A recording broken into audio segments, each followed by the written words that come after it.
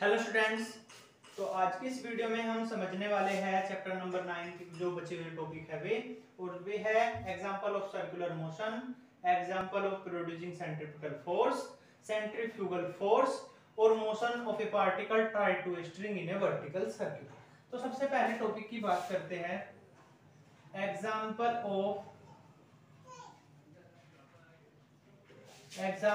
Of circular motion, ठीक है, या फिर हम इसे क्या क्या कह सकते हैं, सेंट्रीफ्यूगल फोर्स के एग्जांपल।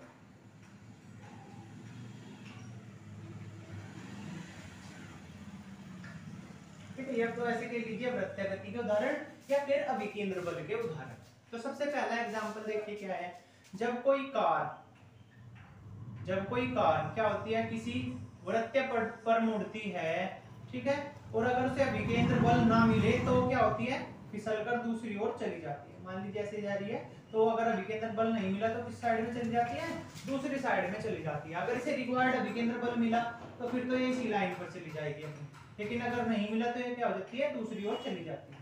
ठीक है, जैसे आपने रेस देखी होगी कार की, यूट्यूब पर बहुत सारी वीडियो है, तो उसमें क्या होता है, जैसे ही वो मोड़ पर गुजरती है तो एकदम से मुड़ कर ना हो, क्या मुड़ती तो नहीं है, लेकिन क्या होती है, दूसरी ओर फिसल जाती है। क्यों? क्योंकि उनकी स्पीड तो बहुत ज्यादा होती है और उतना उन्हें अभिकेंद्र बल प्रदान नहीं उतना अभिकेंद्र बल, उतना सेंट्रीफ्यूगल फोर्स नहीं मिल पाता, जिस कारण में क्या होती है, फिसल जाती है दूसरी। ठीक है, अगला एग्जांपल, जब आप किसी एक पिंड को, एक बॉडी को क्या करते हैं, एक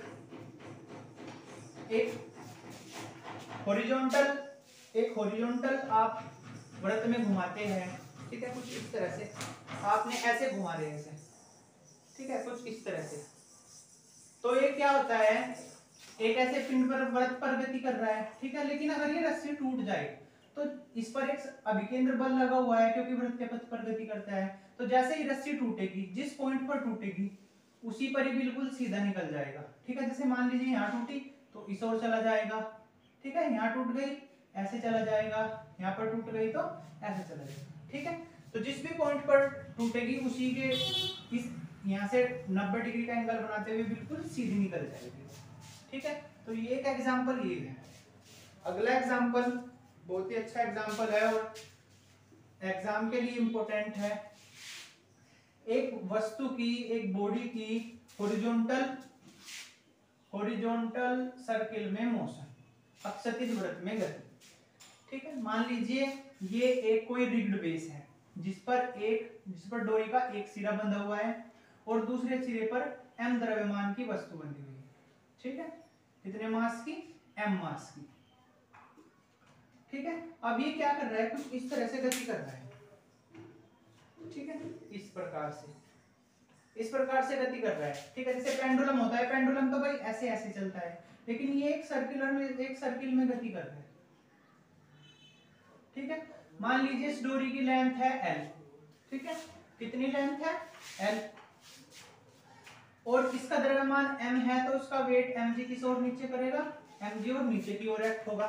ठीक है, अब भाई धागा है, इस पे m द्रव्यमान की वस्तु बंधी हुई है तो इसमें एक टेंशन भी होगी, एक तनाव भी होगा।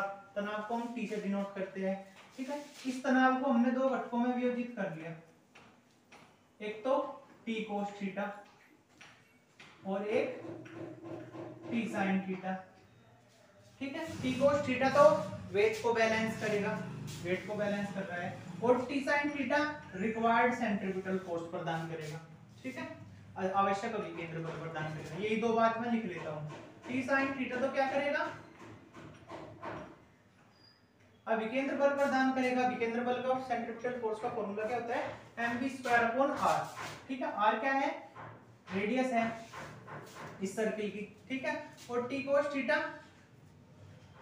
थीटा क्या करेगा, वेट को बैलेंस करेगा। इक्वेशन फर्स्ट और इक्वेशन सेकंड, इक्वेशन फर्स्ट को इक्वेशन सेकंड से डिवाइड कर दिया तो क्या हो जाएगा, T sin theta upon T cos theta is equal to mv²/r upon mg।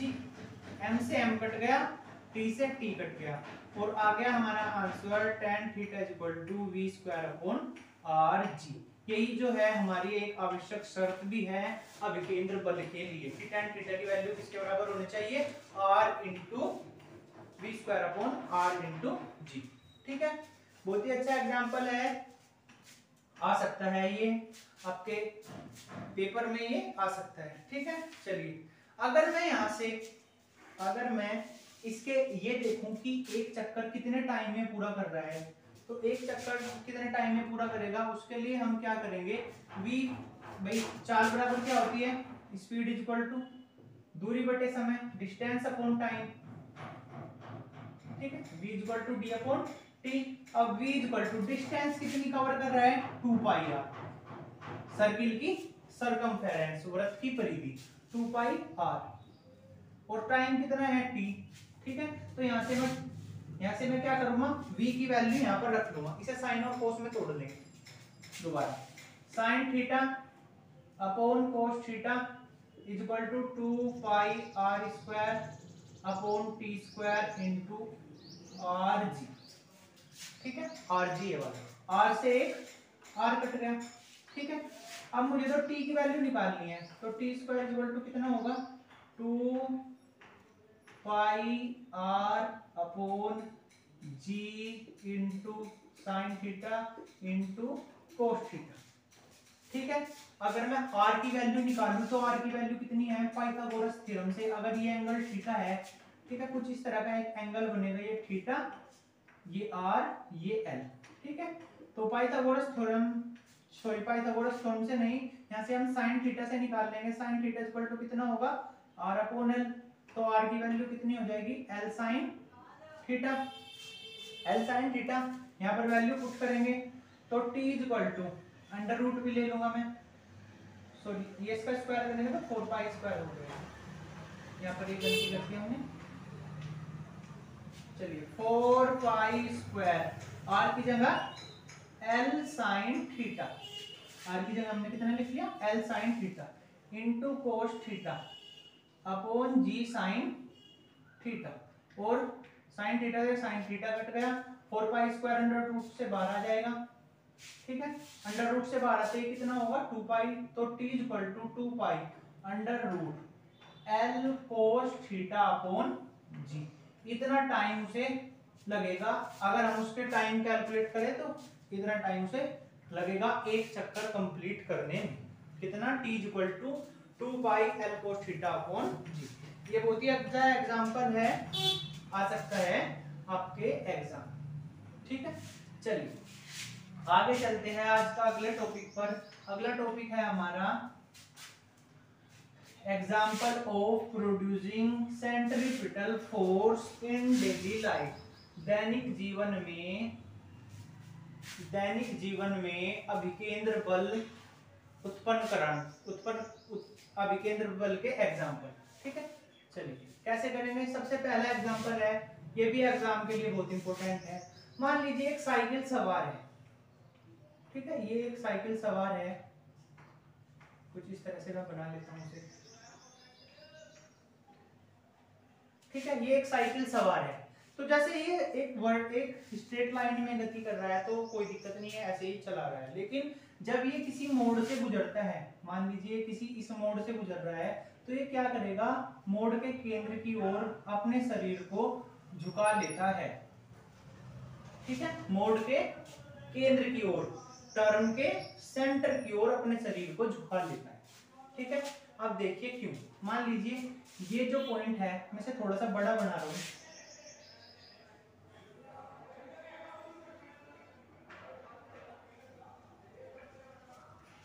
ठीक है, मान लीजिए ये इसका सेंटर ऑफ ग्रेविटी है जी। ठीक है, ये क्या है जी, जी से इसका वेट mg नीचे की ओर एक्ट करेगा। ठीक है, और यहां से क्या होगा, जो अर्थ है वो एक रिएक्शन लगाएगी अर्थ ऊपर की ओर। ठीक है, इसके सेंटर पर यहाँ पर दो फोर्स कार्य करेंगे, एक F1 एक F2 एक F2, और इस पर एक घर्षण बल भी कार्य करेगा, कौन सा, F। ठीक है, इसे मैं क्या ले लूं, एक पॉइंट ए का नाम दे देता हूं। ठीक है, अब देखिए क्या होगा, जो R और mg है वो तो इसे नीचे की ओर झुकाएंगे, इसे ऐसे घेरने का प्रयास करेंगे। लेकिन F और F2 क्या कार्य करेंगे, ये तो विकेंद्र बल कराने के लिए जो झुका है, इसकी प्रतिक्रिया F2 लगी हुई है न्यूटन के नियम से, ये F और ये F2 से क्या करेंगे, वापस सीधा करने का प्रयत्न करेंगे, जिसके कारण अगर ये दोनों फोर्स संतुलन में है, ये वाला युग्म कौन से वाला, R और mg वाला, ठीक है, और F2 और F वाला, F2 और F वाला, तो फिर क्या होगा, अगर ये दोनों संतुलन की स्थिति में है तो जो साइकिल सवार है वो बिना गिरे अपना जो मोड है वो कंप्लीट कर जाता है, ठीक है। चलिए, तो मैं से क्या लिखूंगा, देखिए कैसे लिखेंगे, R व mg के कारण बल युग्म, अगर ये दोनों इक्वल होंगे, दोनों संतुलन में होंगे, कौन कौन से, R और mg वाला, और F व F2 के कारण बल युग्म, जो फोर्स पेयर है, पेयर ऑफ फोर्स है दोनों R और mg वाला, और F2 और F वाला दोनों इक्वल है, तो फिर ये क्या करेगा, मोड को आसानी से कवर कर जाएगा। चलो, R और mg के कैसे निकालेंगे, GA, ठीक है, कैसे निकालेंगे, R और mg के कारण बात कर रहा हूं, ठीक है, तो कैसे निकालते हैं, दोनों के बीच की दूरी, ठीक है, यानी कि एक बल, फोर्स क्या होता है इसका, एक बल और दोनों के बीच की जो एक कंपोनेंट है, यानी कि एक तो हो जाएगा mg और एक क्या हो जाएगा, GA sin थीटा, ठीक है, mg और GA sin थीटा।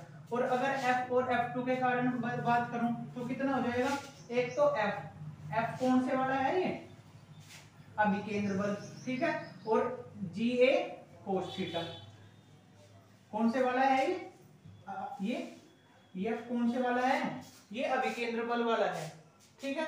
चलिए, अब क्या करेंगे, यहां से हमें क्या करना है, उसे इस तरफ ले आएंगे यहां पर, यानी GA sin theta upon GA cos theta equal to कितना होगा, ये अभिकेंद्र बल है, यानी mv² upon R upon mg, m से m कट गया, GA से GA कट गया, और tan थीटा इक्वल टू कितना आ गया, v² अपॉन rg, ठीक है।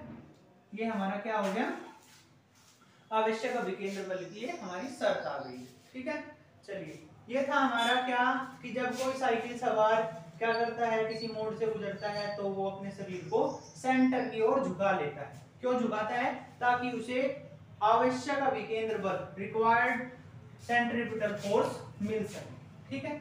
एक एग्जांपल और देखते हैं, जब कोई, ये तो थी साइकिल सवार, जब कोई कार किसी मोड़ से गुजरती है, अब भाई, अब जैसे कोई कार गुजरेगी किसी मोड़ से, ये कोई मोड़ है, अब इस मोड़ से कोई कार गुजर रही है, तो क्या होगा, साइकिल को तो हमने झुका लिया था, लेकिन कार को तो हम ऐसे नहीं झुका सकते, तो इसके लिए हम क्या करते हैं, जो सड़क है उसी को हम क्या करते हैं, थोड़ी सी झुकी हुई बनाते हैं, यानी कि जो सेंटर है, मान लीजिए वो इस तरफ गुजर रही है, ठीक है, तो उसे क्या करते हैं, थोड़ी सी सड़क को इस ऐसे बनाती है, थोड़े से उसे एंगल दे देते हैं, जो सेंटर वाला हिस्सा है उसे थोड़ा नीचे बनाते हैं, यानी मोड़ की तरफ से उसे झुका देते हैं। मान लीजिए इसे हमने थीटा एंगल पर झुकाया, और मान लीजिए ये एक कार है, ठीक है, अब इसका जो वेट है mg वो नीचे की ओर एक्ट करेगा, mg वेट कैसे एक्ट करेगा, नीचे की ओर, लेकिन जो रोड है वो उस पर एक क्या करेगी, रिएक्शन लगाएगी r ऊपर की ओर, ठीक है, तो क्या करेगी, एक ऊपर की ओर, अब इस रिएक्शन को दो कंपोनेंट में तोड़ दिया, ठीक है, कौन कौन से कंपोनेंट में, एक तो r cos थीटा और एक r sin theta. r cos theta तो क्या करेगा, इसके वेट को बैलेंस करेगा, और r sin theta required centripetal force प्रदान करेगा। ये दो बात मैं नोट कर लूंगा, एक तो r sin थीटा तो सेंट्रीपिटल फोर्स प्रदान करेगा, विकेंद्र बल प्रदान करेगा, और r cos थीटा जो क्या कर रहा है, इसके वेट को बैलेंस कर रहा है। दोनों को हमने क्या कर दिया, दोनों इक्वेशन को डिवाइड कर दिया, इक्वेशन फर्स्ट को इक्वेशन सेकंड से डिवाइड किया, तो क्या आया, r sin theta upon r cos theta is equal to mv² upon r upon mg, m से m कट गया, r से r कट गया, आंसर क्या आ गया, tan theta is equal to v² upon R, यही हमारी आवश्यक अभिकेंद्र बल के लिए शर्त है। ठीक है, चलिए ये थे हमारा क्वेश्चन सॉरी टॉपिक नंबर 2 कि कैसे हम प्रोड्यूस करें। तो कैसे करते हैं, अगर साइकिल सवार है तो वो अपने आप को सेंटर की ओर झुका लेता है, और अगर कार वगैरह है या फिर ऐसे कहे रेल की पटरी भी हम क्या करते हैं, सेंटर की ओर से झुका देते हैं। रेल की पटरी और सड़क दोनों को मोड़ पर हम क्या करते हैं, झुकाव देकर बनाते हैं। अगला है हमारा topic centrifugal force. Centrifugal force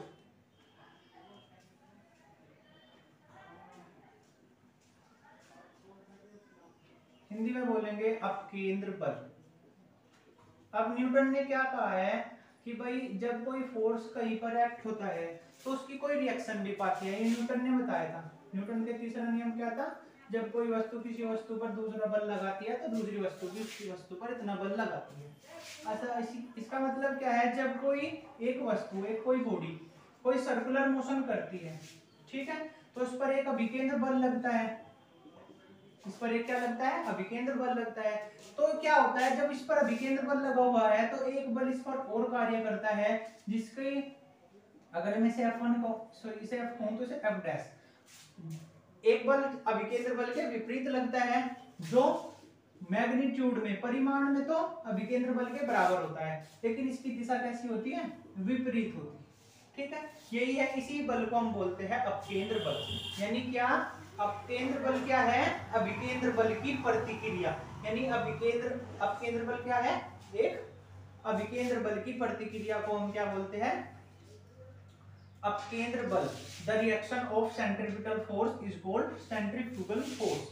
ठीक है, ये था हमारा सेंट्रीफ्यूगल फोर्स। फॉर्मूला इसका भी सेम ही होगा, mv²/r। ठीक है, फॉर्मूले में हम माइनस साइन डिनोट नहीं करेंगे, क्योंकि माइनस साइन तो सिर्फ ये डिनोट करता है कि इसकी डायरेक्शन जो है ये इसके विपरीत है। मैग्नीट्यूड दोनों का क्या होता है, सेम होता है। चलिए आज का लास्ट एग्जांपल और इस चैप्टर का सबसे ज्यादा मोस्ट इंपोर्टेंट टॉपिक है, motion in a vertical circle sorry. यानी कि हमने अभी तक ऐसे पढ़ा, ऐसे कोई मूव कर रहा है, इस तरह से पढ़ लिया, ऐसे एक सर्किल में मूव कर रहा है। अब पढ़ेंगे इस तरह से, ऐसे सर्किल। ठीक है, ये एक मान लीजिए यहां बना रहा हूं, एक कोई वस्तु है और वो एक वर्टिकल सर्किल में मूव कर रही है। ठीक है, मान लीजिए उसका द्रव्यमान m है, ठीक है, और जो सर्किल है उसका सेंटर O है। तो मैं पहले डायग्राम खींच लेता हूं।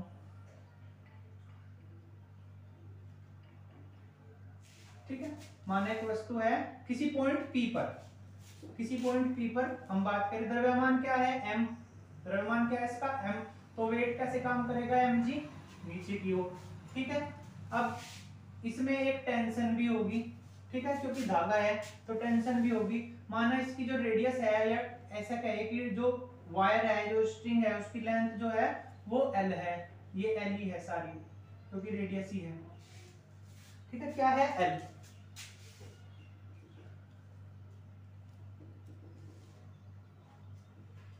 ठीक है, क्या है, L। और कैसे मूव कर रहा है वो, v वेलोसिटी से वो ऐसे ऐसे मूव कर रहा है। ठीक है, मान लीजिए जो उसके हाईएस्ट पॉइंट है वो A है, लोएस्ट पॉइंट C है, और मिड पॉइंट उसका B है।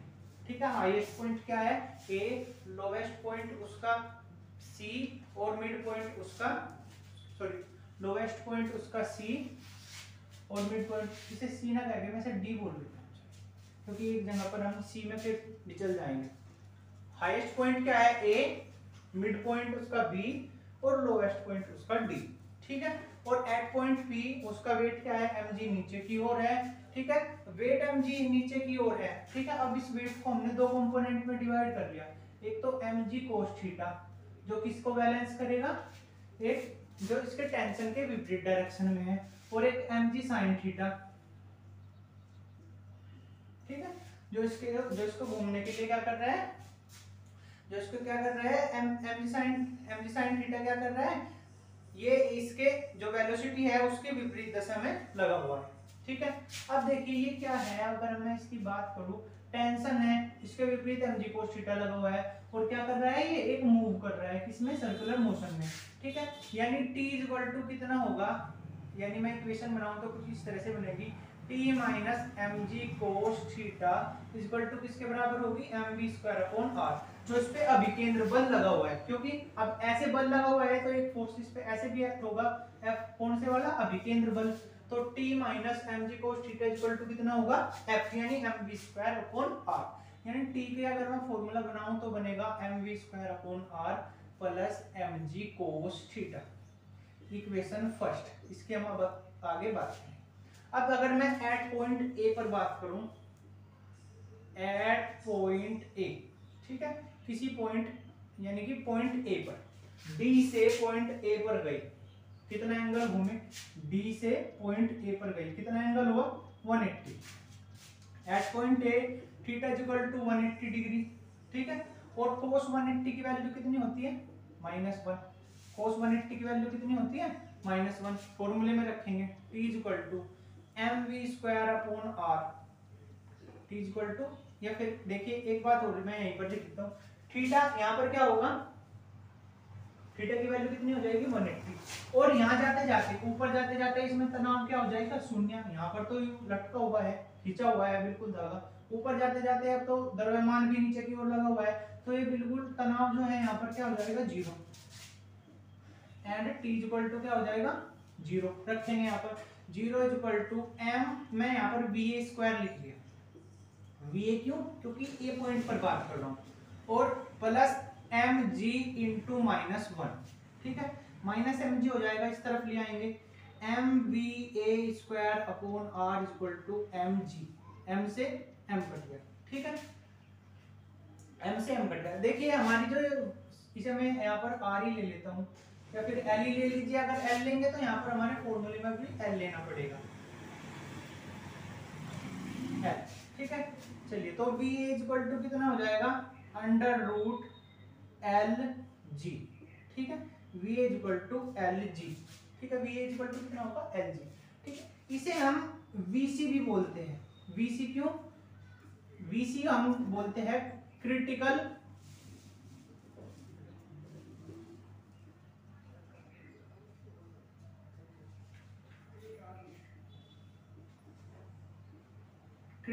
वेलोसिटी, क्रांतिक वेग,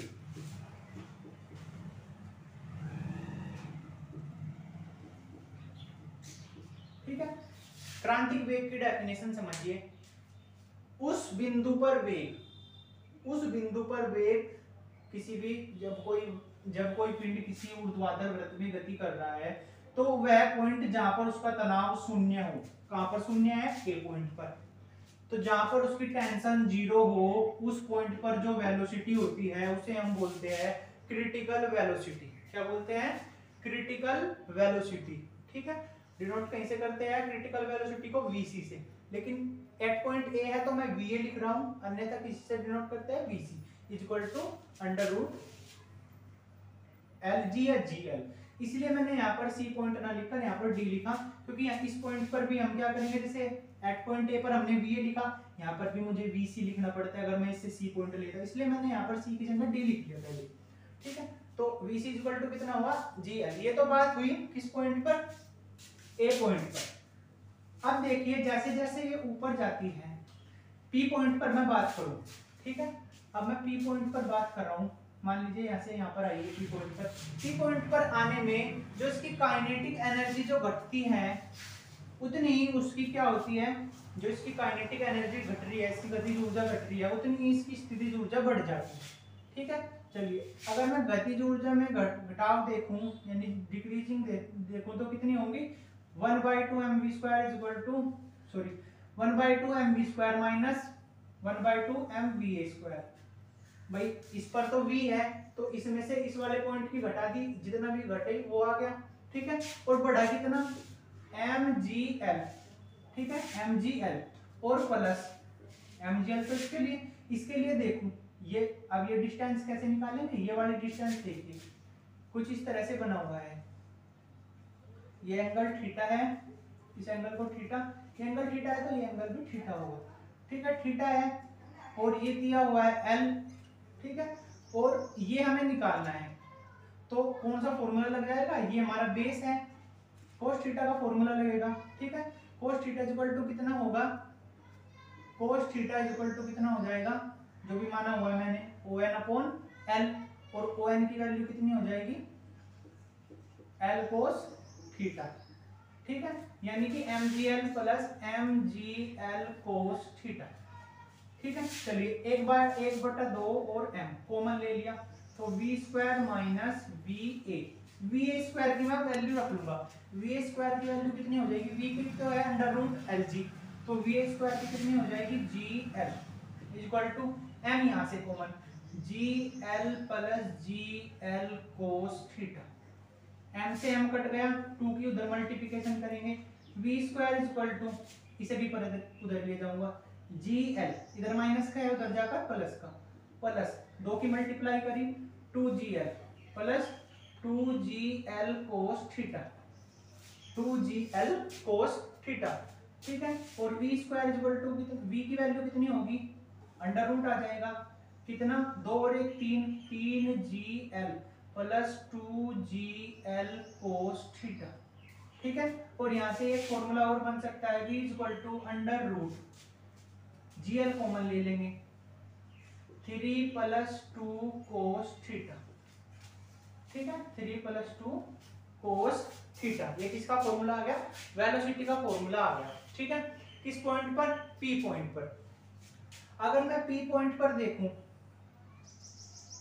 ठीक है, अगर मैं P पॉइंट पर टेंशन को देखूं तो कैसे निकालेंगे, V की वैल्यू कहां पुट करेंगे, इक्वेशन फर्स्ट में, put the value of V in equation first करेंगे, T equal to V square है, तो V स्क्वायर की जगह हम क्या करेंगे, अंडर रूट हटा देंगे इसका, यानी m/l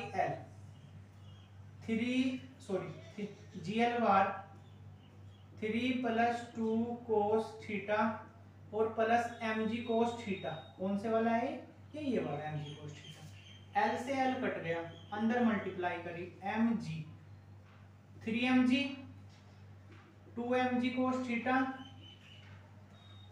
और प्लस mg cos थीटा, तो कितना हो जाएगा, ये भी 3mg cos थीटा हो जाएगा, 3mg plus 3mg cos theta, LCM, ठीक है, सॉरी एलसीएम कह रहा हूं, कॉमन कितना आएगा 3mg कॉमन, तो बाहर क्या आ जाएगा 1 plus cos theta, 3mg common बच गया, 3mg 1 प्लस cos थीटा।